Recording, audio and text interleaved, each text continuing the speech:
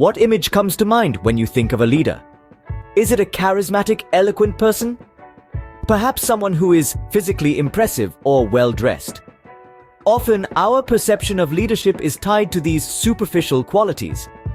We picture leaders as those who command attention with their words and their presence, those who can ignite a room with their charisma, or those who inspire awe with their physical stature or stylish attire. But what if I told you that the most impactful leaders may not fit into this traditional mold? The Bible presents a different perspective on leadership, focusing on the inner qualities of wisdom, faith, and humility, rather than external ones. It tells us stories of leaders chosen not for their eloquence or their appearance, but for their heart and their faith. Let's delve into the Bible to understand how it depicts leadership, starting with the story of Moses. In the upcoming scenes, we'll explore how these biblical figures redefine our understanding of true leadership. Moses, a man chosen by God to lead the Israelites out of Egypt, was not what we would typically consider a leader. A leader, by our modern standards, is often someone who is charismatic, eloquent, and commanding. But Moses, he was none of those.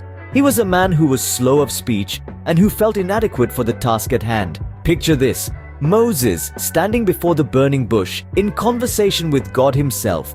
God has just laid out his plan. Moses is to be the one to lead the Israelites out of their slavery in Egypt. But Moses, he's hesitant. He's not sure he's the one for the job. He tells God, "Pardon your servant, Lord. I have never been eloquent, neither in the past nor since you have spoken to your servant. I'm slow of speech and tongue." Now, you might expect God to say something along the lines of, "No worries, Moses, I'll find someone else." But that's not what happens. Instead, God reassures Moses. He tells him, "Who gave human beings their mouths? Who makes them deaf or mute? Who gives them sight or makes them blind? Is it not I, the Lord? Now go, I will help you speak and will teach you what to say." But even then, Moses is still unsure. He asks God to send someone else.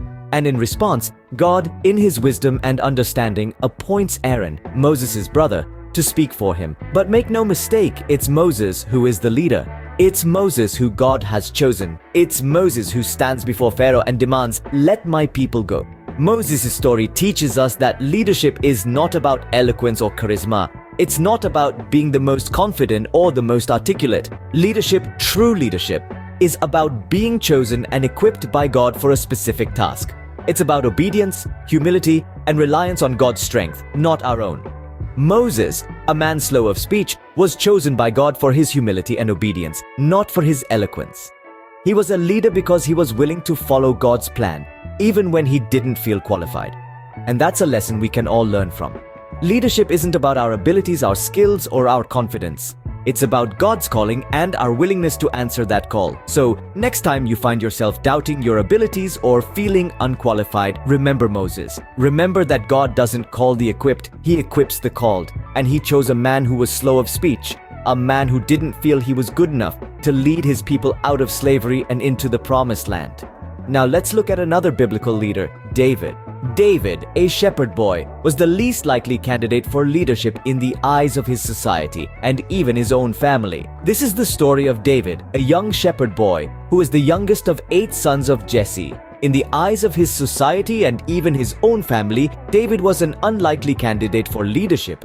He was neither a warrior nor a statesman, but rather a simple shepherd, spending his days tending to his father's flock.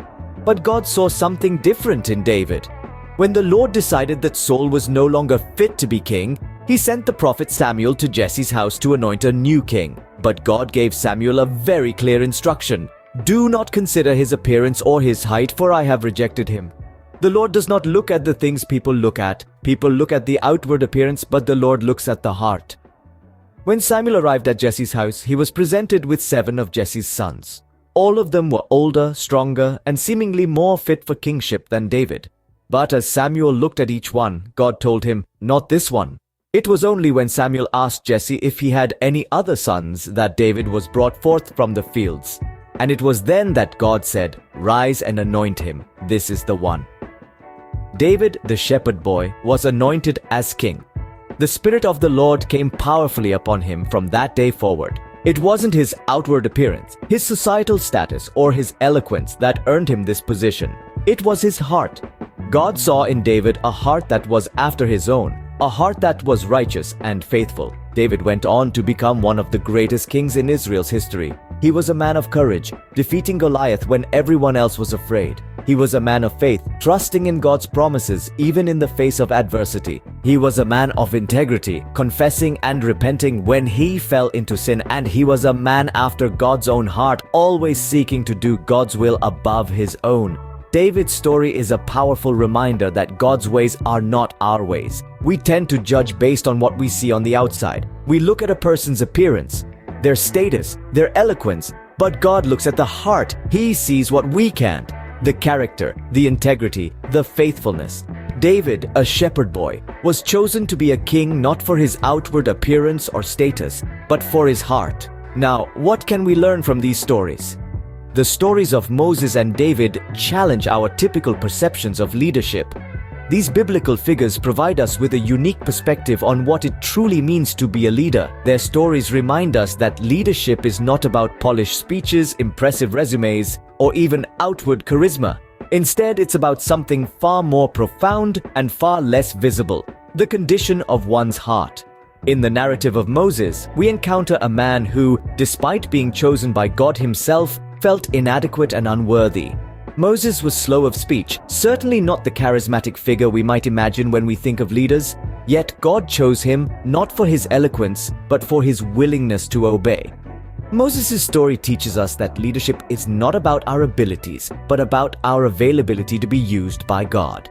Now let's consider David, a shepherd boy, the youngest of 8 sons, hardly the one you'd pick out in a crowd as future king material. Yet it was this very boy who was chosen by God to lead his people. In human terms, David was the underdog, the unlikely candidate, but in the eyes of God, he was the one with the right heart.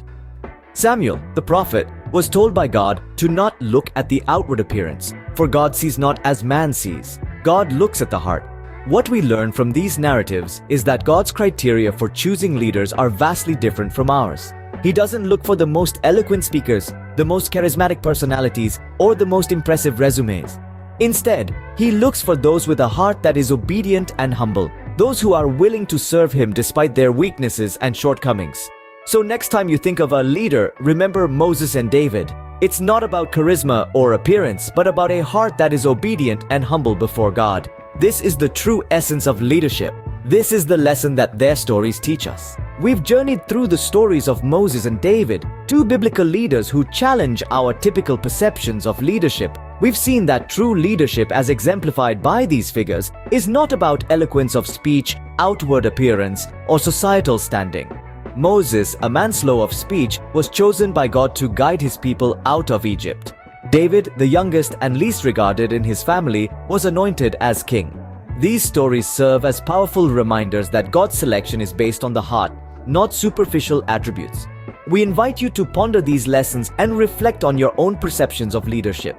Are they influenced by societal norms, or are they rooted in the wisdom of God's word? Remember, leadership is not about outward appearances, but the inward character. Thank you for joining us on this journey through biblical leadership. If you want to explore more about this topic, visit us at jehovahsaint.com.